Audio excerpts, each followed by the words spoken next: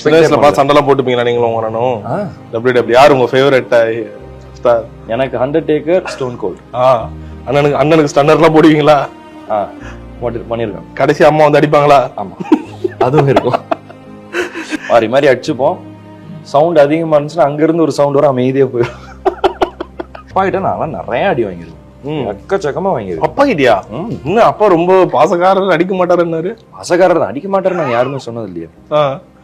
அவர் அடிப்பாரு, தப்பு பண்ணா ஒழுங்கா படிக்கலன்னா இந்த ரெண்டே விஷயத்துக்கு மட்டும்தான் அடிப்பாரு. தப்புனா இதை நீ பண்ணாதன்னு சொல்லிட்டு போயிருப்பாரு, நம்ம வேணும்ட்டே பண்ணிருக்கோம், அப்ப அடி விடும். சோ அடுத்த வாட்டி அந்த பக்கம் போக மாட்டோம். ஒரு வாட்டி சொன்னா ஓகே இதுக்கு மேல போனா அடி விழுந்துருன்ட்டு பேக் இருந்துடுறது.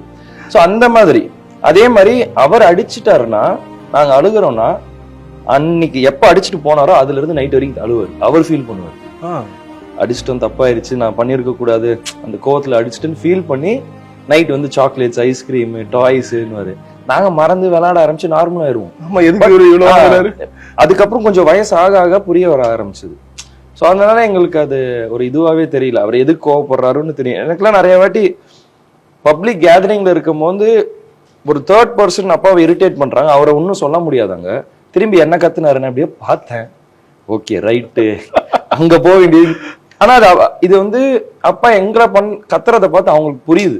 ஸோ அவங்க அந்த இதுல சைலண்ட் ஆயிடுறாங்க, அவங்க அதை பண்ணக்கூடாதுன்னு அவங்களுக்கு தெரிய வருது. ஸோ அதனால பண்றாரு. எங்களுக்கு இது நாங்க பண்ணி பழகுனது தெரிஞ்சதுனால இது எங்களுக்கு ஒரு பெரிய விஷயமாவே தெரியல.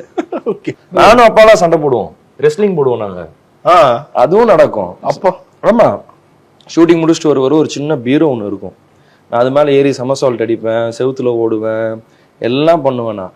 ஸோ அவர் என்ன பண்ணுவார், நான் ரெஸ்லிங் பிளேயர் நான் சொல்லுவேன், சரி ஓகே நான் உனக்கு வில்லன் அப்படின்னு அவர் டேர்ம்ஸ்ல எடுத்துப்பாரு. அவர் ஆக்டர் இல்ல, நான் வில்லன், நீ ரெஸ்லரா, ஓகே ஏதோ ஒண்ணு பண்ணுன்னு நான் குதிச்சு சமசால்ட் அடிச்சு அவர் மேல விழுவேன், அடிப்பேன், கிக் பண்ணுவேன். அவருக்கு அது ரியாக்ட் பண்ணிட்டுலாம் இருப்பாரு என் கூட சேர்ந்து விளையாடிட்டு.